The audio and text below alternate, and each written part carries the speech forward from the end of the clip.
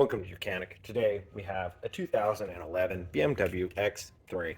This has the NT52 engine in it, and we are going to go over the process in which you do to remove and replace your starter in case you need to do that. And being able to do that, we do disconnect the negative battery cable. The battery on this vehicle is in the trunk, so go through that process to remove or disconnect that negative battery cable. This starter is right down here at the very back of the engine, and it goes from this side into the transmission. Now, this is the four-wheel drive version of the vehicle, or I should say all-wheel drive, and so there's no space to be able to do it from down below. So to do this, we need to remove the intake manifold and basically this whole side here. It's actually fairly easy. It just can look a little bit daunting. So there's 4 bolts that hold this cover on, and so you'll remove those. Those are a 4mm, 5mm Allens that you remove, 2 here, 2 there, and then you're able to pop this cover up, pop it up from this side, and then be able to shift it out that way. We also have our ECU that's right here. We will be removing that ECU to be able to gain access to the bolts that hold the intake manifold on. And then this air box we'll definitely be pulling out also. So you're going to remove quite a bit of stuff, but it's not as bad as you think. So we reach down right through here to be able to disconnect the mass airflow sensor wire. And then there is a 7mm clamp that you undo, and then that way separate this from the airbox manifold, and you can remove the airbox. Setting our airbox aside, we also would loosen this 7mm there and be able to pull this off from the throttle body unit itself. Pull that, set that aside. That gets us some access. We're actually getting pretty close to the starter, but we still have a ton of stuff in the way. Unhook the electrical connection that goes into the throttle body, and we can let that sit down there. We may need to trace some wires up and undo some more wire pieces out of there. And the bracket here, we'll probably loosen it and drop that to the side. Right? So I'm just going to go ahead and undo all these wires that go into the ECU, because we're going to just remove it, and it's just as easy. Pull this wire bracket off, set these wires back over here.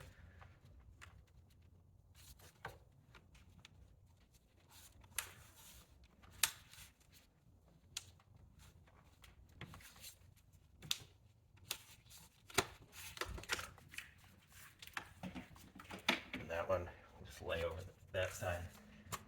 This one, and then this will all just sit here and back there. Same thing on the ones on this side. We pull this tab and nuts. This connection goes to the sparks and the spark plug and the fuel rail for your injectors. As we disconnect, and this wheel is something that we'll have to manage to feed down through there when we disconnect everything else.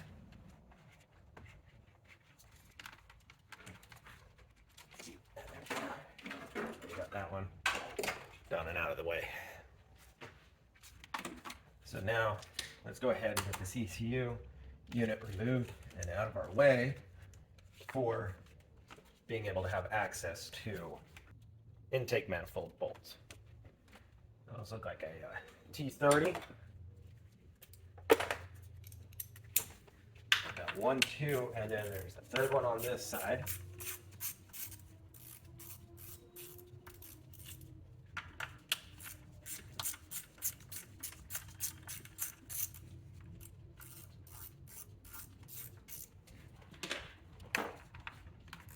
This third one is not there today, but it would be typically. I'm going to have 3 on the back here, and then we can remove the whole ECU. All right, so I removed these 3 bolts here, and then the other 3 on there, but there's more that hold this bracket on that are under here. So you need to remove these 3. These are like a machine screw, and there's 3 over there. And then that way we can remove the full ECU away from that. And if we need more access, which we may or may not, we can remove these 3 bolts here so that we can have more access to get this intake manifold off to gain access to our starter. So this ECU, we be careful when we put it aside. Don't just throw it on the ground. This is all the electronics that work for keep your motor running the way it's supposed to. So we set that aside, and then we have a few more electrical connections that go in here, and it's just a bunch of unhooking and moving things out of the way. Push that there. Have one wire that comes in here to a sensor. Disconnect that. And we can drop that down there.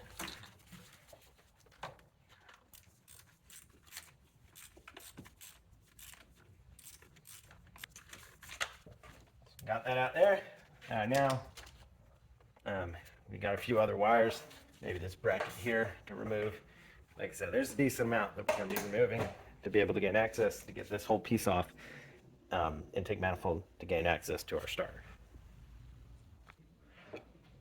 All right, so we removed the 3 bolts there. That way we're able to raise and remove this plate. Set that aside. Do note that we do have some gaskets here. And then now we can remove the bolts that hold the intake manifold to the engine itself and get those removed. And potentially move that bracket there too. Let's see here.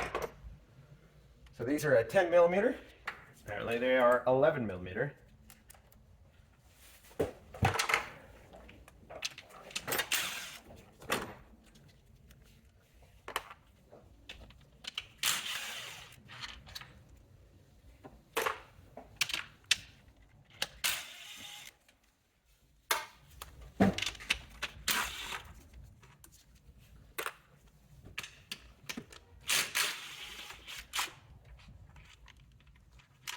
All right, so we have all the 10 millimeters undone. We have these studs, bolts here that are in there. We may need to remove those to get the clearance we need to get this out, but we're going to try. And now make sure we have a vacuum line that goes into the valve cover, and so we want to make sure that that is unplugged.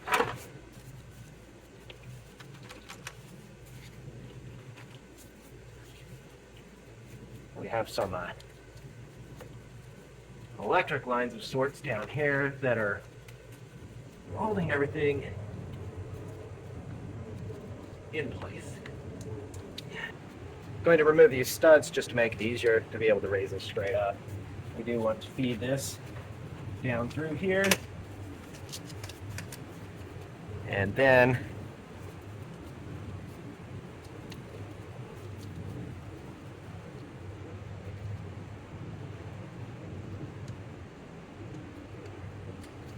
going to disconnect our alternator power here. It's at size 13 mil.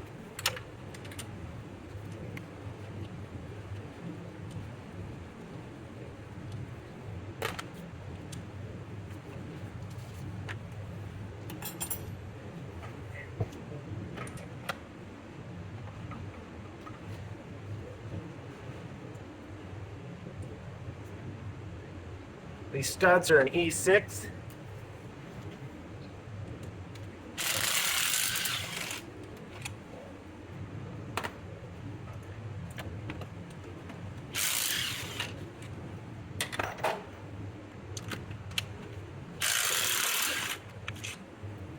And there we go. Those are cleared out of our way. There should be one more right there. Previous mechanic left it away. All right, I'm going to look at taking a few pieces off of here. I'll tell you what I do. But also, alternator may come out, just make it easier to come out. All right, so we have our intake manifold right here. We did remove the alternator just to give us extra space to come out. And then down here, we can be able to raise this up And there's an electrical connection that's right here that goes to the NOx sensors. So we undo that, and then there is a vacuum line here that goes in down here, so you got to get that undone to be able to get this to raise out. And now we can pull and remove this out. Whoops. And there we go. So there we removed our whole. This is the wire that goes to the NOx sensors, and then this goes to the alternator. But remove the whole intake manifold and everything just to get access to that starter to replace it. So on the top here, this is where your intake manifold attaches, and then you got an air box and system that comes in all right here. So all of that has been removed to get us prepped and ready. We've got this surface ready for the new gaskets and when we put the intake manifold back on. A bunch of different electric will be undone, and then with all that, with the intake manifold out of the way, we can gain access to our starter. You will need to remove it unless you can get up your hands up in there and do it all by feel, but there's so much stuff down in here, it's really not able to be done. I mean, you probably can, but that being said, we've gotten down into here, so we have the 2 bolts that hold the starter in. We have our 13 millimeter right here that's holding the power connection to it on. So now you can undo that. And then this connector that goes into the cylinder. So we can undo the solenoid connector and set that aside. Undo this 13 mil nut. And this is what holds the power connection on. Go.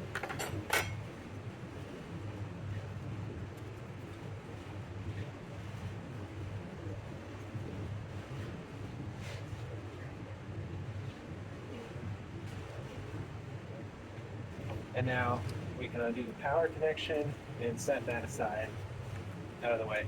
Now we have e-Torx that we can access from this side, and we have an e-Torx that we need to get from the back side.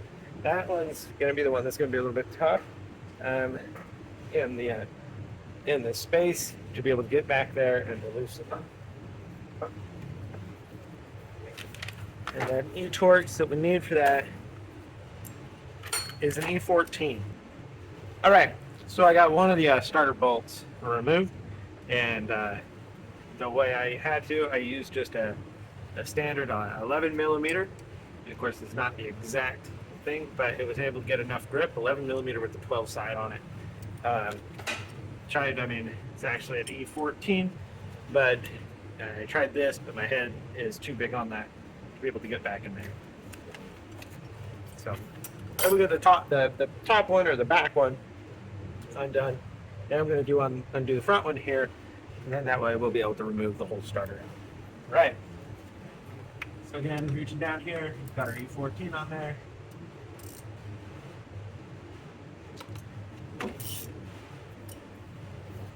Make sure going in the counterclockwise direction to get this undone.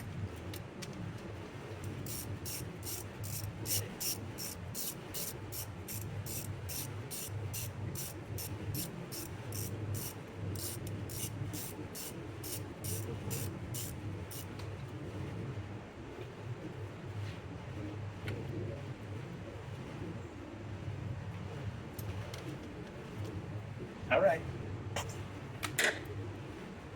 So that's everything for the starter to be removed. Now,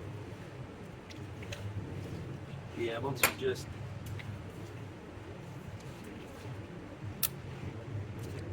pull on it. Maybe you can tap it a little bit. Kind of just got to pull or wiggle on it to get it to come out of there.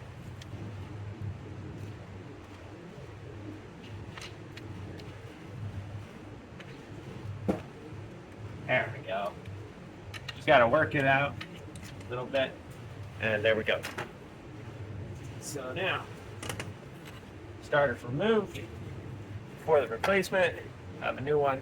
Here's our old starter to be replaced. And so that's the removal of the starter. Like I said, there is the intake manifold you remove. I did remove the alternator. That's not always necessary. Just gave it a little bit extra space to be able to get the intake manifold off. And then we have our starter removal, and the two bolts will hold it. One comes from the back side here, and the front one goes from there, tighten in there onto the mounting bracket there. We have that removed. We'll get a new starter and clean it up, and then be ready to put the new one back on. We are now ready where we can put our starter in and install. We just need to bring it down in here, bring it into the bracket here.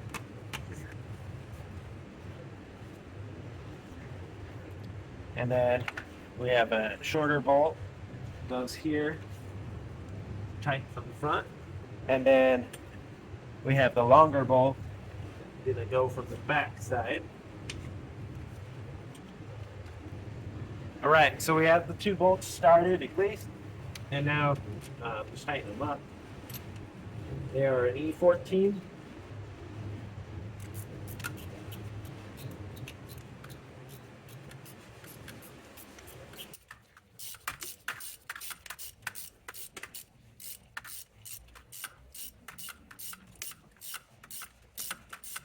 All right, got the two starter bolts tightened, and now we can go ahead and reinstall our electrics. We have this electric lead. It hits here, and then it moves and goes to the alternator. And so that's a 13mm nut that goes on that side here.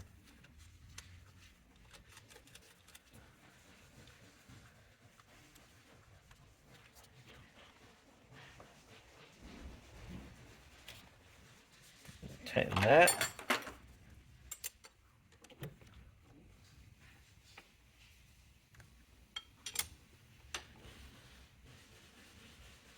It's snug.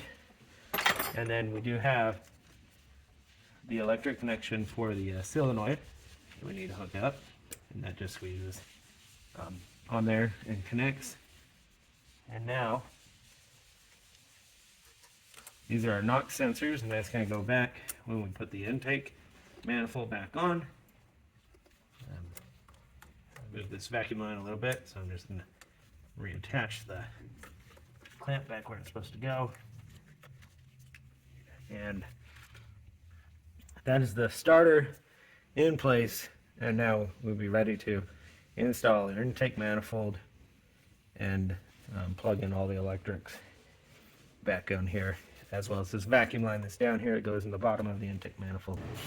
We have that all removed. We've got this all cleaned up, ready for the manifold to go back on. We got to replace the gaskets, the rubber O-rings that are in the manifold, and then we'll be ready to start putting it on there, and then working around hooking all the electric connections up that we need to install this. So here we have our intake manifold up on its side. We need to remove all these rubber gaskets to be able to replace them with our new ones that we have.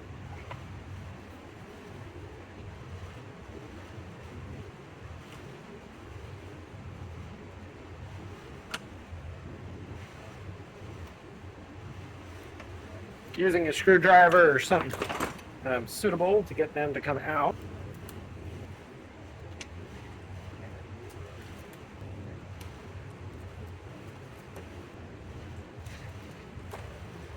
Okay. So we got them all cleaned up and are prepped and ready to put in the new gaskets here. Just line them up and be able to press them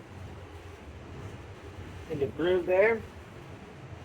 We want to have the best seal that we can so that the car receives the proper vacuum and states of for the engine.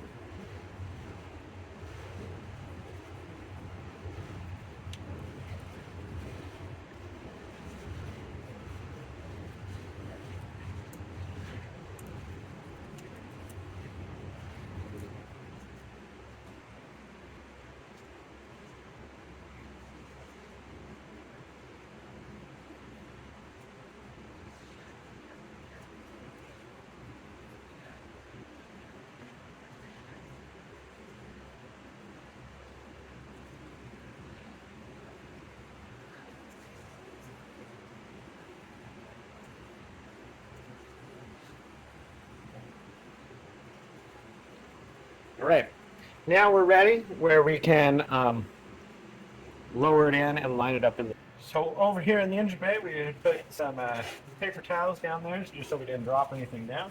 You want to make sure that you take those out if you did.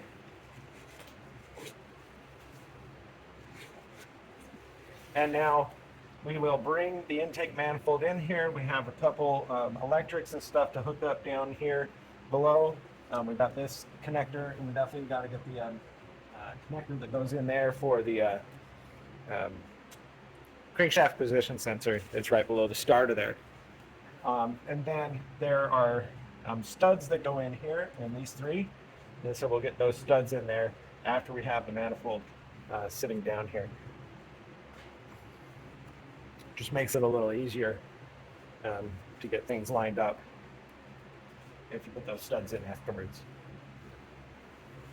And we have one vacuum line too here that we need to hook up. It's on the bottom side of our intake manifold. And then we do have this vacuum line here that goes into the valve cover gasket. Run that down around the back here.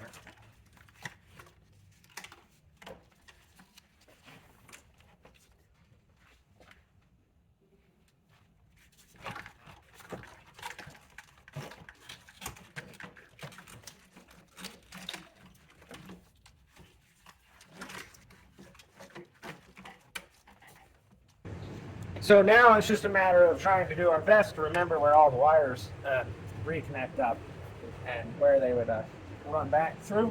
So this is going to take a little bit. Finding the wires, adjustments, and things like that by moving this around and connecting the wires. Crankshaft position sensor, this sensor here, the map sensor, which is your mass absolute pressure, manifold absolute pressure sensor. Finding the wire that goes there, and then everything that situates here. We've got these two wires up here that lead to the alternator, and then we've got other wires that are going to connect to the ECU that bolts on the top here. So I'm going to work about getting all those connections in, getting this close to be situated, and then we'll go through that process to be able to tighten this manifold, intake manifold to the actual engine itself. All right, so we have the intake manifold installed inside there, and all the wires that need to be hooked up have been hooked up. It's got this small wire that goes down in there. You can actually reach down here to connect it up. You have the NOx sensors. You've got to reach down there. Runs a wire through there right below the throttle body to connect that. Some other electric connections to make down there at the bottom. And then just to make sure you also get the there's a vacuum line at the bottom and the connector that connects for the crankshaft position sensor. You want to make sure you get that connected in there too as we put this all in here. This one goes into the mass airflow sensor. This one is for the alternator, and then this one's also alternator. So those are just sitting there being ready to go on the alternator when we put it on. So now that we have our intake manifold sitting in here, I'm going to align it up and start the studs that hold this intake manifold in. So you have your studs here, and the shorter thread part at the bottom is what we're going to put into the engine side. And this is a 6mm, and we just turn these in until they bottom out. Nothing crazy there.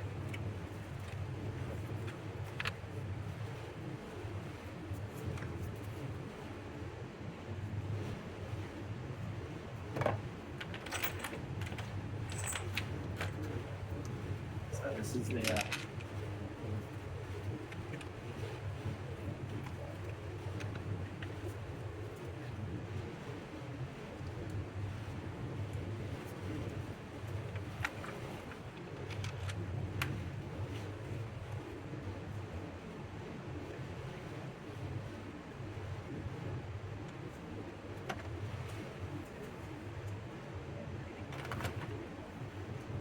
and that is they are an E6 for the stud bolts to be able to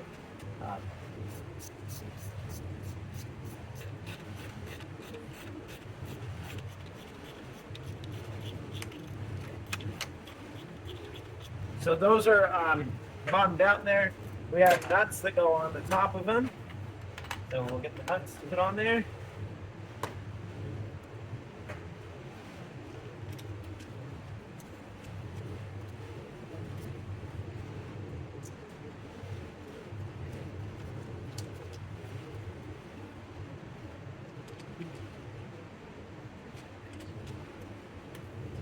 And then we have the 4 bolts to put on the top side of the manifold.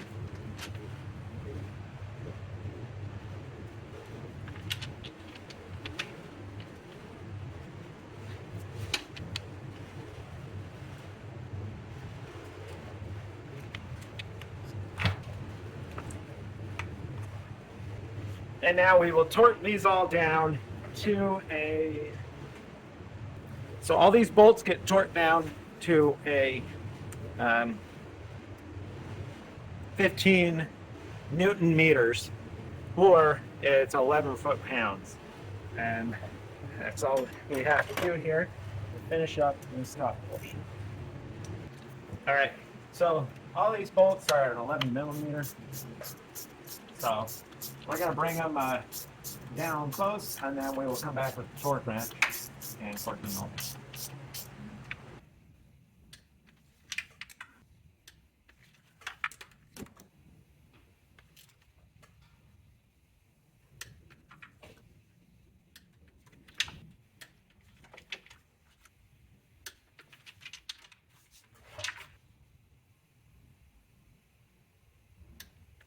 All right, so they're all torqued down to the 15 Newton meters, or 11 foot-pounds.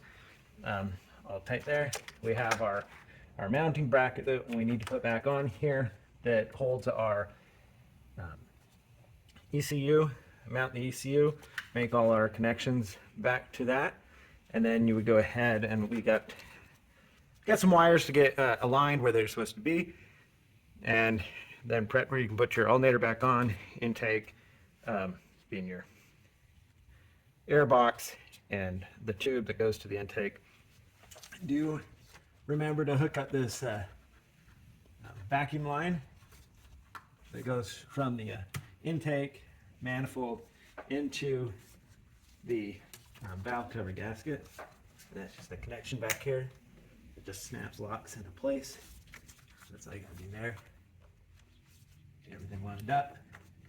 And so now it's just a matter of installing the other components there, different brackets to hold the different wires, get it all put back together, and that would be the install of your intake manifold.